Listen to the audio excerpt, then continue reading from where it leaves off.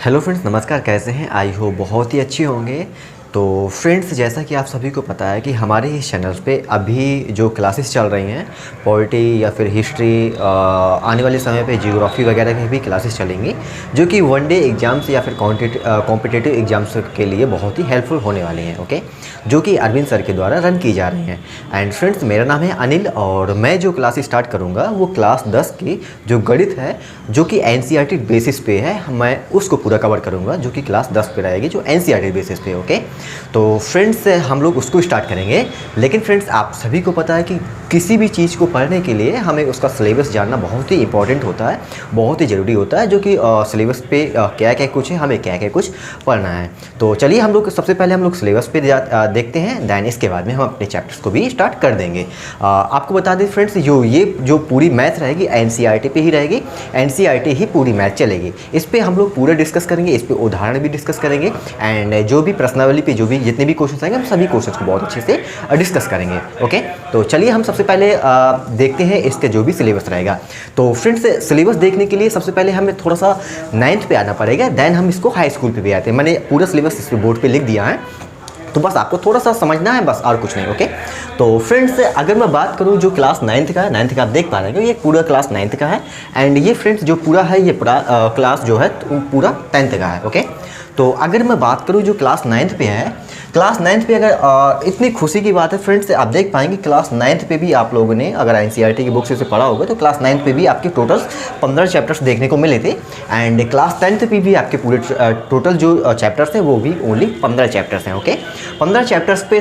तो फ्रेंड्स, अगर हम लोग 9th पे बात करेंगे तो 9th पे अगर आप लोगों ने देखा होगा तो पहला चैप्टर जो आपका है संख्या पद्धति, दूसरा था आपका बहुपद, तीसरा था निर्देशांक ज्यामिति, और एंड चौथा चैप्टर था दो चर वाले रैखिक समीकरण, एंड पांचवा चैप्टर था यूक्लिड की ज्यामिति का परिचय, छठवां चैप्टर था रेखाएं और कोण, सातवां चैप्टर था त्रिभुज, आठवां था चतुर्भुज, एंड नौवां चैप्टर था समांतर चतुर्भुजों और त्रिभुज का क्षेत्रफल, एंड 10वां चैप्टर था आपका वृत्त, 11वां था रचनाएं, और 12वां था हीरोन का सूत्र, 13वां था पृष्ठीय क्षेत्रफल और आयतन, 14वां चैप्टर था सांख्यिकी, और 15वां चैप्टर था प्रायिकता। ओके, एंड फ्रेंड्स, अगर मैं यहाँ पर भी बात करूँगा तो पहला, अगर क्लास 10th में अगर बात करूँगा तो पहला चैप्टर है वास्तविक संख्या, दूसरा चैप्टर है बहुपद, तीसरा चैप्टर है दो चर वाले रैखिक समीकरण युग्म, चौथा चैप्टर है हमारा द्विघात समीकरण, पांचवा चैप्टर है समांतर श्रेणी, छठवां चैप्टर है त्रिभुज, सातवां चैप्टर है निर्देशांक ज्यामिति, आठवां चैप्टर्स की बात करूंगा तो त्रिकोणमिति का परिचय,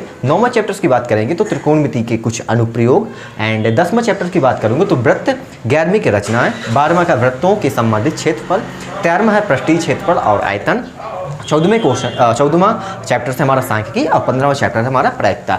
ये टोटल्स हमारे जितने भी 9th पे थे और जितना हाई स्कूल पे था ये सभी कुछ मैंने लिख दिया है, आप इसका स्क्रीनशॉट भी ले सकते हैं। एंड फ्रेंड्स, मैंने ये सब चीज़ें क्यों लिखी हैं तो इसके बारे में सबसे पहले डिस्कस करते हैं। ठीक है, तो फ्रेंड्स, ये चैप्टर कहीं ना कहीं एक दूसरे से कनेक्टेड हैं। मतलब क्लास जो 9th का चैप्टर्स है वो क्लास 10th से कहीं ना कहीं कनेक्टेड है। ओके, तो कितने चैप्टर्स क्लास 9th का क्लास 10th से कनेक्टेड है, हम उन चीज़ों को भी जान लेते हैं। तो फ्रेंड्स, अगर मैं पहले चैप्टर्स की बात करूंगा, संख्या पद्धति, आप लोगों ने संख्या पद्धति की आप लोगों ने देखा होगा, नंबर सिस्टम्स वगैरह थे जो कि क्लास 9th पे पढ़े भी हैं। तो ये फ्रेंड्स, मैं आपको बता दूं, आपने भले ही क्लास 9th पे अगर कुछ नहीं पढ़ा या फिर किसी ने पढ़ा तो अच्छी बात है, नहीं भी पढ़ा तो कोई भी प्रॉब्लम्स नहीं है। हम क्लास 10 के बहुत ही अच्छी तरह से डिस्कस करेंगे, आपको कोई भी प्रॉब्लम्स नहीं होने वाली। बस ये एक ओवरव्यू है जिससे आपको कुछ थोड़ा सा जानने को मिल जाए कि क्लास 9th और क्लास 10th पे क्या क्या कुछ था, बस और कुछ नहीं। ओके, तो टेंशन लेने की कोई जरूरत नहीं है। अगर आपने पढ़ा है तो अच्छी बात है, नहीं भी पढ़ा तो कोई प्रॉब्लम्स नहीं है। ओके, तो चलिए, अगर मैं सबसे पहले बात करूंगा संख्या पद्धति, आप लोगों ने संख्या पद्धति पे बहुत सारी चीज़ें पढ़ी होंगी, प्राकृतिक संख्या, पूर्ण संख्या, परमेय संख्या, अपरमेय संख्या, ये सब चैप्टर से पढ़े, ये सब जितनी भी चीज़ें थी ये सब पढ़े थे। मतलब कि मैं अगर बात करूँ क्लास 9th पे आप लोगों ने संख्या पद्धति पढ़ी थी, तो इसी का थोड़ा सा और रूप है आपका क्लास 10th पे जो रहेगा वास्तविक संख्याएँ। आप लोगों को अगर लास्ट पे याद होगा कि अगर आप लोगों ने परमेय संख्या और अपरमेय संख्या के समूह को जो हम लोग वास्तविक संख्या बोलते थे, बस अगर वास्तविक संख्या यहाँ से एंड थी, तो वास्तविक संख्या यहाँ से स्टार्ट है। मतलब सिंपल सी बात है, अगर हम लोग छोटी क्लास में रहते हैं, छोटी क्लास पे होते हैं, जैसे हम लोग छोटी क्लास में होंगे 1 2 3 4 पे अगर पढ़ते होंगे, अगर हमको पहाड़े वगैरह या फिर टेबल्स वगैरह अगर हमें 1 से 5 तक टेबल्स याद कराई जाती थी या फिर 10 तक याद कराई जाती थी, तो अगली क्लास पे अगर जैसे ही हम पहुँचते थे तो हम लोग उससे ज़्यादा थोड़ा सा टेबल्स याद करनी पड़ती थी। मतलब जैसे अगर 6 7 8 में अगर जाएंगे तो आप लोगों को 11 से 20 तक की टेबल्स आप लोगों को दे दी जाती थी याद करने के लिए। ये मैं बता रहा हूँ बस उन्हें समझने के लिए। ओके, तो ऐसे ही इसका अपडेटेड है, मतलब एक तरीके से देखा जाए अपडेटेड वर्जन है।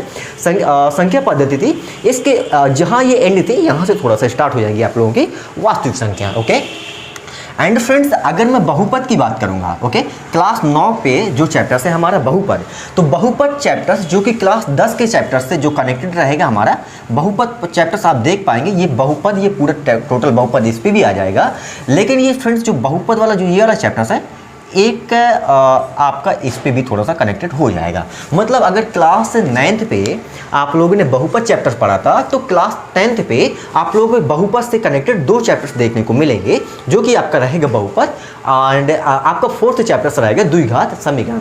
ये आपके मतलब कि सिंपल सी बात अगर बताएं तो बहुपद चैप्टर्स जो आपका एक चैप्टर्स पढ़ा था आप लोगों ने 9th पे, इसी चैप्टर्स को आप लोगों को 2 चैप्टर्स पे यहाँ पर क्लास 10th पे डिवाइड कर दिया गया है। तो मतलब आपको बहुपद आप इस पे भी पढ़ेंगे, अब बहुपद के कुछ चैप्टर्स वगैरह आपको चैप्टर्स नहीं थोड़ी कुछ ना कुछ इससे कनेक्टेड आपको द्विघात समीकरण पे भी देखने को मिलेगा। ओके, अगर मैं बात करूंगा निर्देशांक ज्यामिति की, क्या बात करूंगा निर्देशांक ज्यामिति की, तो अगर फ्रेंड्स अगर मैं बात करूं यहाँ पर निर्देशांक ज्यामिति की, मतलब जो क्लास 9th पे आप लोगों का 3rd चैप्टर था, ये आपका क्लास अगर आप लोग क्लास हाई स्कूल पे मतलब 10th पे हैं तो आपको 7th चैप्टर्स पे आप लोगों को देखने को मिलेगा, जो कि निर्देशांक ज्यामिति रहेगी आपको। ओके, तो मतलब निर्देशांक ज्यामिति आप लोगों ने क्लास 9th पे पढ़ी थी, मतलब जो कि 3rd चैप्टर था।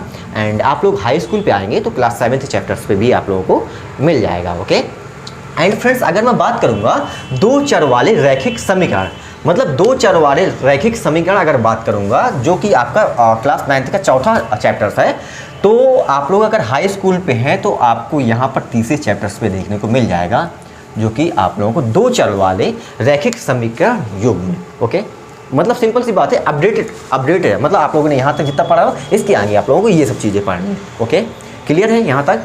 एंड फ्रेंड्स अगर मैं बात करूँगा यूक्लिड की ज्यामिति का परिचय, तो ये फ्रेंड्स ये चैप्टर्स यहाँ पर हमारा हाई स्कूल पे नहीं है। ओके, खुशी की बात है कि हमारा एक चैप्टर्स हमारा नहीं है यहाँ पर।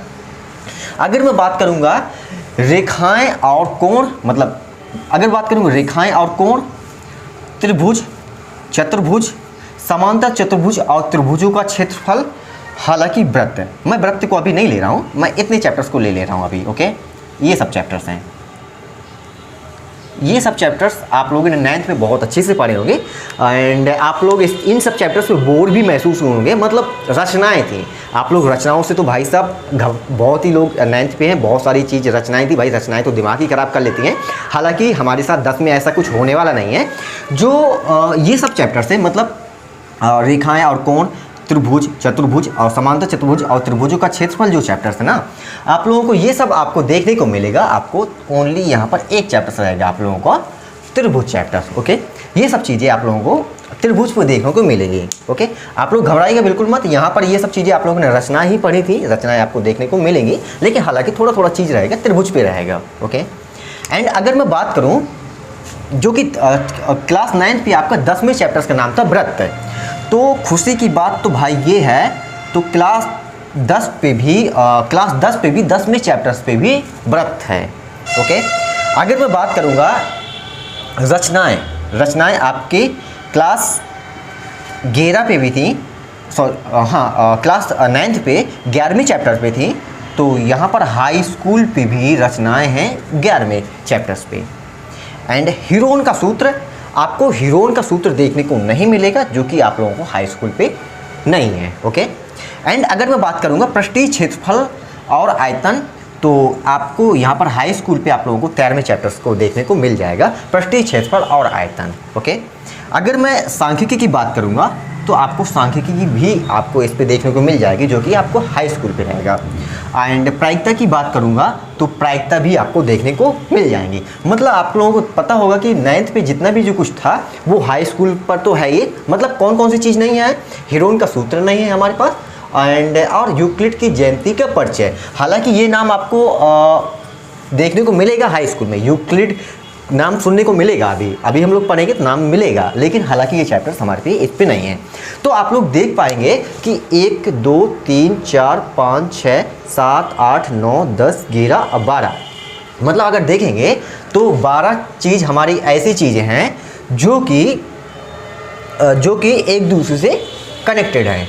ओके, तो 12 चीज़ हमारी ऐसी जो कि एक दूसरे से कनेक्टेड 12 ही ना, 1 2 3 4 5 6 7 8 9 10 11 है, सॉरी 11 चीज़ें हैं जो कि एक दूसरे से कनेक्टेड हैं।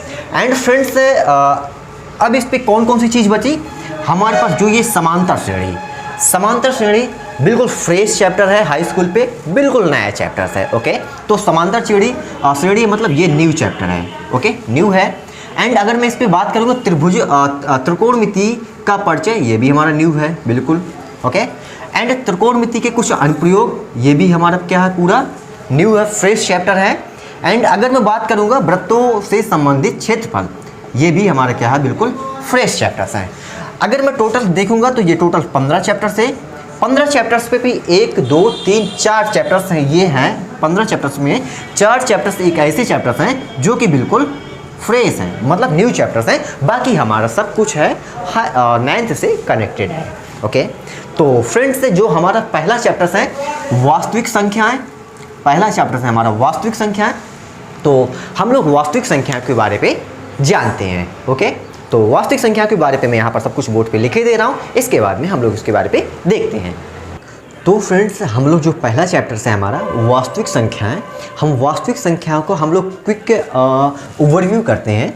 मतलब वास्तविक संख्या पे मतलब जो पहले चैप्टर्स पे कितने पार्ट है, मतलब जो पहला चैप्टर्स है, पहला चैप्टर्स अगर देखेंगे तो 1.1 है, फिर 1.2 है, फिर 1.3 है, फिर 1.4 है। मतलब अगर देखे जाएंगे तो इस पे 4 पार्ट हैं, मतलब 4 पार्टों में डिवाइडेड है। तो किस पार्ट पे क्या क्या कुछ हमें सीखने को मिलेगा, हम उस चीज़ को डिस्कस करते हैं।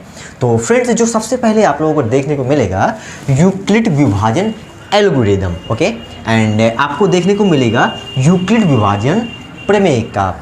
हालांकि यूक्लिड विभाजन एल्गोरिदम और यूक्लिड विभाजन प्रमेयिका के बारे पे हम लोग बहुत अच्छे से डिस्कस करेंगे, लेकिन इस ओवरव्यू के बाद। ओके, तो सबसे पहले हम लोग थोड़ा सा ओवरव्यू टाइप का समझ लेते हैं। जो यूक्लिड विभाजन एल्गोरिदम या फिर यूक्लिड विभाजन प्रमेयिका है, वो एक लंबी विभाजन प्रक्रिया है। क्या है? लंबी विभाजन प्रक्रिया। मतलब मैं अगर सिंपल सी बात करूँ, मैं अगर 2 का भाग अगर 5 पे देता हूँ तो क्या चीज़ आती है, या फिर 2 दूनी 4, 1 भाग नहीं 0.5, यहाँ पर 0, 2 पंचे 10। ओके, ये तो फिर ऐसे कर सकते हैं। यही मतलब लंबी विभाजन प्रक्रिया, मतलब विभाजित करने की लंबी प्रक्रिया, ये सब चीज़ें ठीक है।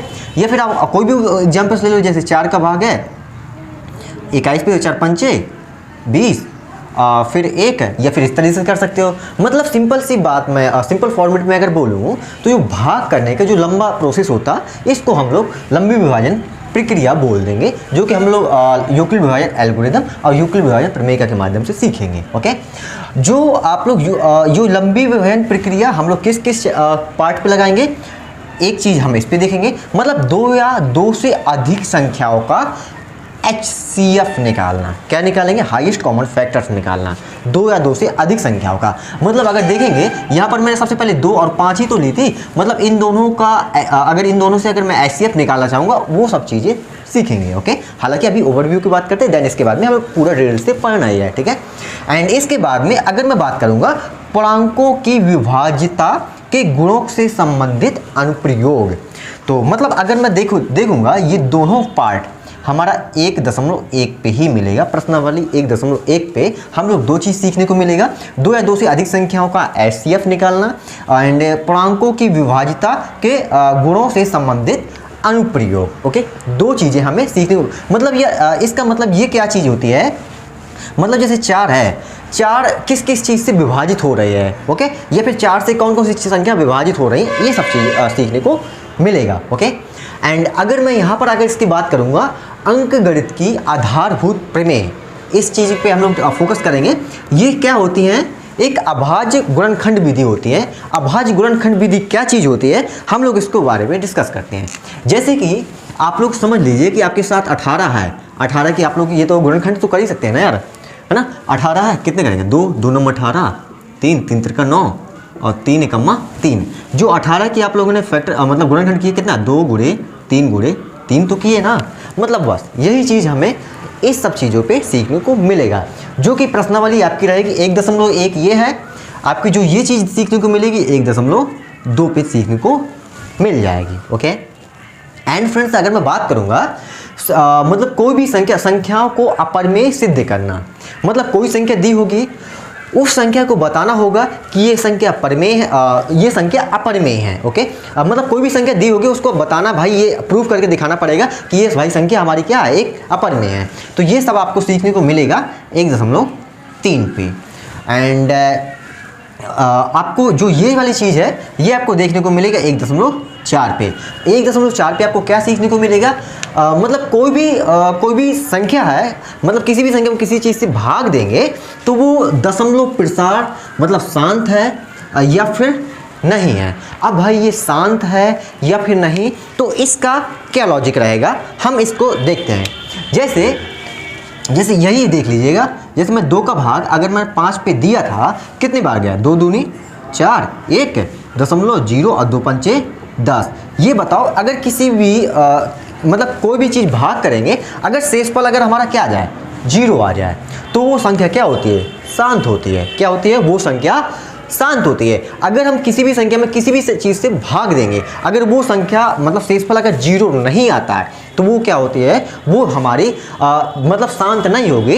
तो वो कौन सी संख्या हो जाएगी, अशांत बोलते हैं। हालांकि हम डिस्कस करेंगे, बस हालांकि ये ओवरव्यू है, हम इस पर डिस्कस कर लिए। अब बोलोगे भाई ये सब चीज़ें कैसे मतलब दशमलव मतलब 0 कैसे नहीं आएगा। जैसे कि मैं अगर एक उदाहरण ले लूँ, तो मैं अगर 3 का भाग अगर मैं 10 में दूंगा तो कितना आएगा, 3 त्रिका 9, फिर आ जाएगा 1 भाग नहीं जा रहा 0.0, फिर 3 त्रिका 9, फिर आ जाएगा 1, फिर इस तरह से भाग दे जाए, फिर 0 आ जाएगा, फिर 3 त्रिका 9, फिर आ जाएगा इस तरह से। मतलब क्या आया हमारा, अगर मैं देखूंगा 3.33 आ रहा है ना, मतलब क्या रहा 3.33। मैं कितने भी भाग दूंगा तो ये 3 3 3 3 3 आएगा ही।